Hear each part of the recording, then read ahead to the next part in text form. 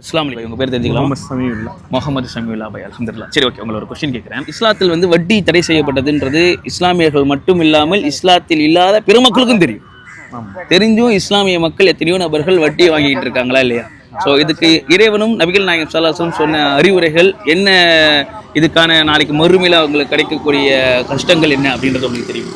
வட்டி வாங்குறது வந்து பட்சம் அது வந்து எந்த அளவுக்கு சமமாக சொல்கிறாங்கன்னா, தன்னுடைய தாயோடவே வந்து ஒரு மனுஷன் என்ன சொல்கிறது, கரெக்டாக எனக்கு அந்த வார்த்தைகள் வரல, ஆனால் தாயை சம்மந்தப்படுத்தி ஒரு ஒரு விஷயத்த சொல்லியிருந்தாங்க. அதில் ஞாபகம் இருக்குது எனக்கு.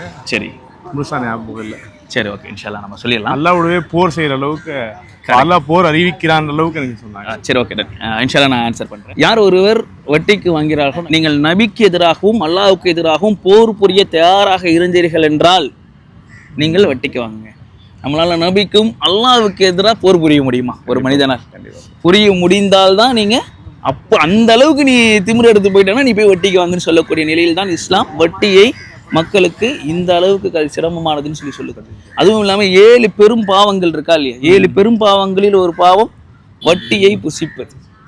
இதுவும் இல்லாமல் அல்லாஹ் தன் திருமறை வசனத்தில் சொல்லி காட்டுறான், யார் வட்டியை உண்பாரோ அவர் நாளை ஷைத்தானால் தீண்டப்பட்ட பைத்தியக்காரனை போன்று மறுமையில் எழுப்பப்படுவார்.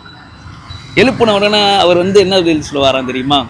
வட்டியும் வியாபாரத்தை போன்ற ஒன்று தானே, வட்டி வியாபாரம் மாதிரி ஒன்று தானே அப்படின்னு சொல்லி நாங்கள் நினைச்சு இதை செஞ்சுட்டு இருந்தோம் அப்படின்னு சொல்லிட்டு அவர்கள் பதில் அளிப்பார்கள். அல்லாஹ் சொல்லுவான், அல்லாஹ் வியாபாரத்தை வளர்க்கிறான், வட்டியை அழிக்கிறான். இன்னைக்கு நம்ம பார்க்குறோம் எத்தனையோ நபர்கள் ஒரு கடையை 4 கடையை ஆக்குறதுக்கு என்ன ஐடியா, பேங்க்ல லோன் தராங்க, வியாபாரத்தை வளர்க்குறேன்ற பேரில் வட்டிக்கு வாங்கி அவங்களுக்கு வியாபாரம் செய்வதை பார்க்க முடியுது.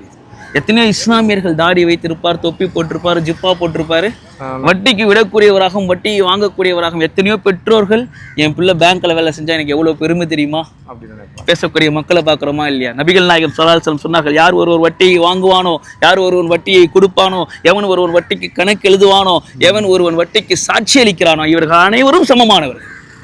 அனைவரும் சமமானவர்கள் பாவத்துல, ஒருவர் மிஞ்சுவதே இல்லை, எல்லாரும் சமமா இருக்கிறாங்க அப்படின்னு சொல்லக்கூடிய இந்த இடத்துல இஸ்லாமிய சமூகம் வட்டியில் இருக்கக்கூடிய மிகப்பெரிய பெரும்பாவமா இருக்கக்கூடிய அந்த விஷயத்துல பாதுகாவலா இருக்கணும் அப்படின்ற விஷயத்த மக்களுக்கு எடுத்துட்டு போய் சேர்க்கணுன்றதுக்கான வீடியோ தான். இன்ஷா அல்லாஹ் உங்கள் மூலியமாகவும் நம்ம மூலியமாகவும் இந்த விஷயத்தை எடுத்துட்டு போய் சேர்ப்போம். அதுக்கான அருள் உங்களுக்கும் எனக்கும் இந்த மக்களுக்கும் சேரட்டும் சொல்லி அல்லாஹ் துஆ செஞ்ச மாதிரி இந்த வீடியோ முடிச்சுக்கலாம். இன்ஷா அல்லாஹ். அஸ்ஸலாமு அலைக்கும். அஃபலா ததக்கருன், சிந்திக்க மாட்டீர்களா?